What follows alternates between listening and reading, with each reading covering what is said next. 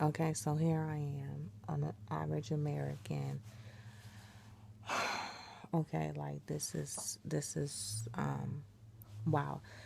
It's so much stuff you have to say to capture someone's mind within a few amount of seconds because it's psychology. Because of the day and time that we live in, everything is so fast paced. So even if a person had a longer attention span or a longer tolerance level in the past, it's kind of almost obsolete now. So there's nothing really I could say to make you stay and watch this video other than what I'm going to say right now, which is I'm not going to really say anything to try to make you stay and watch this video other than you should, because it could help someone else. It can inspire you, it can inspire somebody else. And you're thinking like, who are you? How can you inspire me? How can you inspire someone else? And who do you think you are? And I'm going to tell you who I think I am. Well, first, I just got to close my door because, you know, I'm making this video and I'm making it in my closet. I'm in the closet because I have a 8-year-old and she's in the other room, and I kind of don't want her to distract me from stopping this video, which is probably what happened, and that's okay. And I kind of like really, I'm uncertain, so I kind of don't, she don't need to hear right now. Well, she'll probably hear when she's older. It's not nothing that she can't hear, but I just don't want her to hear it right now. Okay, so my name is Felicia. I'm an average American. I was born in March of 1977 to two teenage parents. One was 14 and the other one was 16, and they didn't know how to raise a child. I pretty much was raised in foster homes and group homes and juvenile detention centers and family members of family members. I would say, even with all of that, I had a pretty fair childhood. What is the norm? Is that normal? Normally children are with their parents, both parents, or one or the other, but I didn't really experience that until my late teen years where I lived with my parents. So no real structure. I used to get whooped a lot. I guess it's a tradition or a mentality that was passed along probably from slavery. I don't know, but I do know that if I did something unacceptable, and while I was living with my uncle, because I that's the only time I've ever gotten a whooping. I've never gotten a whooping from my father or my mom or nobody else. The only person who has ever whooped me was my uncle, and when he whooped me, he would like beat me with those thick orange stitching cords where your skin would whip up like a tamale, and just you wouldn't break the skin, but shit, you felt like, damn, wow, did I deserve that? Like, was it really that bad that I put my clothes in a wash machine even though you told me not to? I mean, like, does that deserve like a beating? But whatever, I survived that, getting whoopings, being disciplined. I began to rebel. I ran away from home because I just didn't like it there. My uncle was into high fashion clothes. He didn't really know how to raise children. He was all about himself and wearing designer clothes. He would send me to school with clothes from Saks Fifth Avenue and all these designer clothes, but we didn't live in a rich neighborhood, you know, and so I went to school with kids who did not dress like me. And so because they didn't dress like me, I got picked on. I got called the rich kid, thought I was all that, but highly did they know I didn't want to be wearing that shit that I had on. I wanted to wear those pro wings that you guys were wearing, and Guess jeans and stuff like that. I didn't want to be wearing a $900 pair of I don't know what kind of pants those were, but you know what, I won't lie, they were really cute and they felt like really had this really smooth material. I haven't felt that material to this day. They were like floral. I had all these prints all over them, and they felt like the material doesn't even exist today. I have never felt that material again, and they cost about $900, and they were from Saks, and I like those jeans, but I got teased over those pants. You know, like I could have brought like all of those kids' outfits, school clothes for the month. You know, but you know they didn't know. You know, they didn't know what a pair of travel fox were. You know, they're wearing Jordans and Pro Wings and all other kind of shoes, and you know Converse and whatever they're wearing, and I'm sitting here rocking, you know, shoes that I, you know, like. So anyway, I would ask my uncle to give me different kind of clothes, but he never wanted to do those things for me. He wouldn't let me pick out my clothes, and I kind of started going in his clothes because they were kind of unisex, damaged jeans and Guess jeans and stuff like that, which he wouldn't buy for me. But I would have like sailor girl outfits on, dresses with ruffles and pleats and stuff, and I platinum leather shoes, and I just didn't fit in for where I was living at, and he just couldn't understand that. He thought that he was providing and doing the best, and he was in an adult world, but in a child world he wasn't. He was ruining me. But and I will rebel and get whooping. So I ran away. I done a lot of things, you know, nothing too crazy, but I was misdirected. I was misguided. I don't know if my background has anything to do with who I am today. It's possible. The only way I would truly know is if I'm able to go back in time and then redo things, which I can't, that I know of. And so I don't know. So I'm left to only assume, just like others, that I'm a product of my upbringing and my environment, which led me to who I am now. I'm a fairly nice person. I do have low tolerance levels. I do get angry. I might experience a little road rage, like, oh my god, like why did you just make that move? It's dangerous, you know, it's a car, you can't just play like that. So I may get frustrated, but fairly, I care about people. I do try to help people. I've done nursing for about 10 years. I enjoy helping residents and taking care of them, and you know, comforting them and conversating with them, conversing, whatever. I never really understood that distinction between the word conversate, converse, and communication, but whatever.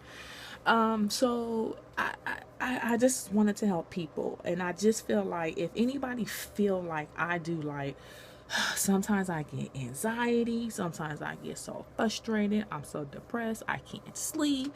I'm just like, oh my God, I just feel like something has to give. But I noticed that when I'm able to do whatever I want to do, like if I'm able to go shopping, or if I'm able to help somebody financially, or buy something for someone else, I feel I feel great. I feel good. I feel awesome. So I'm thinking like it could be my money situation, because I'm pretty much fairly healthy. I was gonna start working out, so I went to the doctor, did a full body physical, a lot of blood work to see if I was healthy enough for exercise, because I am older.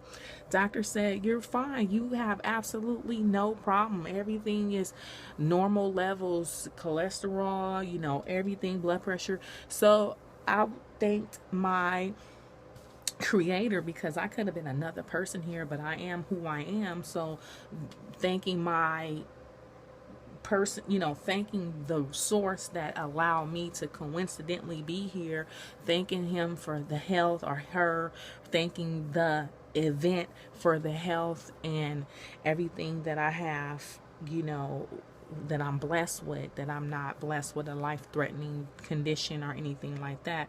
Wanting to be able to see my daughter grow, and she just lost her father. It hasn't been a full 4 months, and she's usually with him around this time of year, and just not want her to lose another parent, and just trying. I'm not promised tomorrow anything can happen, but while I'm here, I just can't just be how I am. Like, I just can't continue to live like how I'm living, and something happens to me, and then she's just left like boom, how I was when I left. It's just would be terrible. It would be hard. So to try to ease, it could never be awesome, but just to ease any discomfort, to kind of make it easier for her. That's just what my goal is. That's just letting her know that I love her and I care about her. And it's unfortunate things happen, devastate us and take us away, but while I'm here, just trying to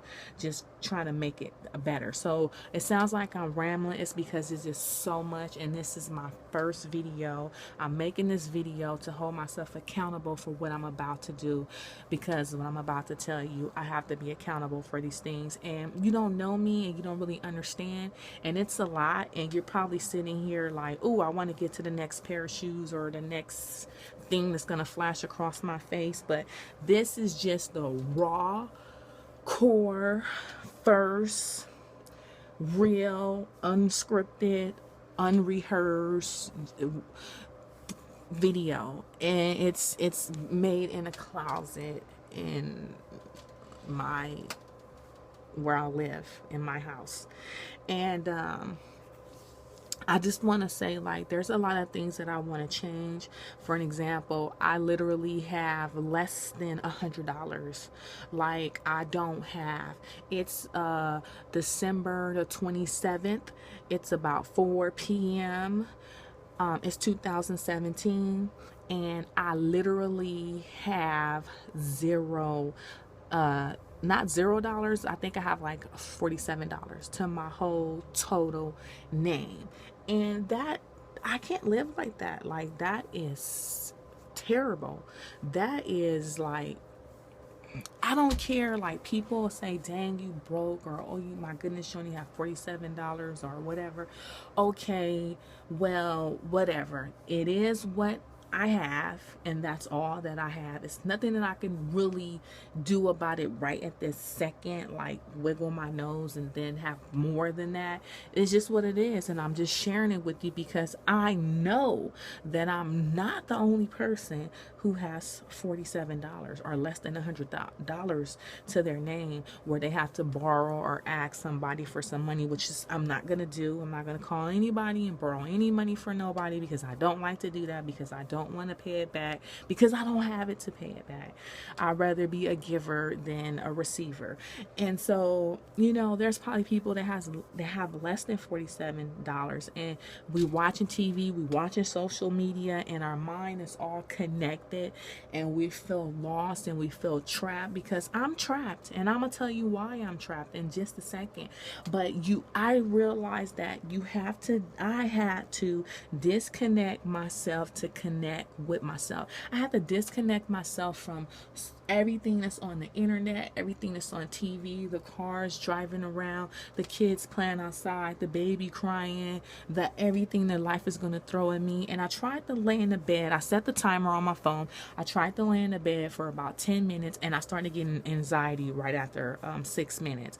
Everything was moving fast. I was like, I can't lay here any longer. How is my 10 minutes up yet? And that's not cool. Like, I should be able to lay down and not be so antsy like that in just 6 minutes. I mean, I started filming it probably like around 5, but I forced myself to do another minute, and then after that I picked the phone up, and it was 4 minutes and 8 seconds left. So I just Now that's pretty much less than 6 minutes that I was able to hold still. So I had to really, that was me disconnecting myself from the world and connecting with myself. And it was hard doing that. There was a lot of thoughts rolling through my head. I try not to think a single thought for like 2 minutes. It wasn't possible. I think I went about, I don't know, 30 seconds. And that's just pretty much what I did. And so this is me, Felicia, day one, trying to figure it out. So I don't really know right now. I'm just making a video. I'm sitting here in the closet with a shirt on. I can't show you my bottom because I don't have any bottoms, because I don't have any clean clothes, and I kind of took my shorts off because I was laying. It's really weird, you know. I'm just feel like I'm at the bottom of the barrel. I mean, I could be homeless. It could be worse, but you know, I need to go washing. I can't go to the wash house. I'm gonna be spending my last $47. I gotta figure it out. I'm making this video because this is like, this is the worst that I've ever been in, you know. You'll learn later, I've done a lot of things. I've had a lot of money, not in the most legal way, but I've came across thousands of dollars, and now I'm down to 47 in the closet with no pants on because I can't wash my clothes because I don't want to spend my last $47. And I'm making a video with my top on and my hair in a wig cap, looking crazy with these thick eyebrows and this 5 o'clock shadow. There's no hair right there, but damn, look like I got a mustache. I just can't. It's something has to give, and I cannot do this because what happens is I'm stuck laying in the bed, and while I'm laying in the bed, I feel like I'm neglecting my daughter. I'm not spending time with her. I'm not motivating her mind. I'm not stimulating it, and she's pretty much just watching TV and doing whatever she's want to do, and probably starting to build up her own set of anxieties. So I pray that kids are resilient and she can bounce back. But before I destroy her with tons of television watching and, you know, time for her mind to just be wondered and rambling without really being structured and focused in a different direction, then I have to step up. Now, don't get me wrong, she's a very precocious young girl. She's 8 years old. She's an honor student. She exceeds, you know, she can be skipped a grade or two. I keep her in her grade just so that she can just, you know, excel in class, and it won't be a struggle with her. I don't want to bump her up a grade or two and then she's trying to struggle to keep up with that. I don't want her to feel that type of tension in school. I want her to feel like, oh, this is easy. I understand that. I know my 9 parts of speech. I know how to do a polynomial. I know what the square root of 25 is and all these kind of things. I can, you know, do greatest common factors and factor out a polynomial. So I just keep her where she is. So don't get me wrong. Beautiful child, going through a lot. She got pushed down to school. Her feet are messed up. She's kind of in a wheelchair right now. Dad just passed away. A lot of stuff going on. And I'm just kind of like, I don't know if I would call it a depression, because I guess it is a depression. I don't know. But I don't feel like it's a depression because I snap out of it really fast. And showers do help. Like if I jump in the shower, wash my face, I feel, you know, renewed, you know, rejuvenated or whatever. So pretty much that's what I'm going to do. I'm just going to tell you guys that I'm 40 years old. I have a passion for helping people, and I have $47 to my name, and the first person I need to help is myself. This is a terrible feeling that I'm feeling, and give me a second. Ayla, come back in about 5 minutes. Okay. Go ahead now, do what I say. And that's another thing. They don't want to do what you say. I said, come back in 5 minutes. It should be a okay, but it's not a okay. It's still trying to get that last word in. Like, no, I said 5 minutes. So anyway, what was I saying? I was saying that I know that, like, this is a terrible feeling. How I feel is a terrible feeling. How I feel is a awful feeling. It feels like, oh, I just want to just disappear and then come back with a restart button. You know, sometimes I feel like I just want to die and then just come back, but I know that's not possible. So I need like I need like a resuscitation. Okay, so I need a resuscitation. I need to go from being from living in this poverty to being prosperous. I need to be more prosperous, starting from the ground up. I don't think I could be lower, but God forbid I get any lower than what I am right now, because it will be a sad day in America. So I just have to get it together. So, I know friends might see this. I know family members might see this. Friends of friends, friends of my daughter, friends, and I hope, at the end of the day, I want to let my daughter know, my oldest daughter know, and my youngest one, that at the end of the day, I'm me and you're you. So if anybody have anything negative to say about what your mom is doing right now, or how she's putting it all out on the line, you can just really let them know that, first of all, that's my mom, and she has her own free will, she has her own choice. That's not me. And if that's what she chose to do, that's her decision, that's not my decision. And in addition to that, my mom is trying to better herself, so however she feel that she needs to do it, or whatever will make it work, that's what she needs, that's what she has the right to do. In addition to that, maybe she can help others. So I don't see nothing wrong with it. You're just a closed-minded person who, you have your own opinion and you have the right and you're entitled to that. But, just keep the negativity away from me. That's just pretty much how you handle a person who's, you just don't want to deal with that. If you don't want to deal with that negativity, you don't have to deal with it, okay? And you most definitely don't have to be embarrassed about anything that I've done, because I'm not you, okay? If you've done it, you can be embarrassed about what you've done. Embarrassment is a fear-based emotion, and you have nothing to fear from me making a video, okay? So I'm gonna pretty much end this video, jump in the shower. This is my first video.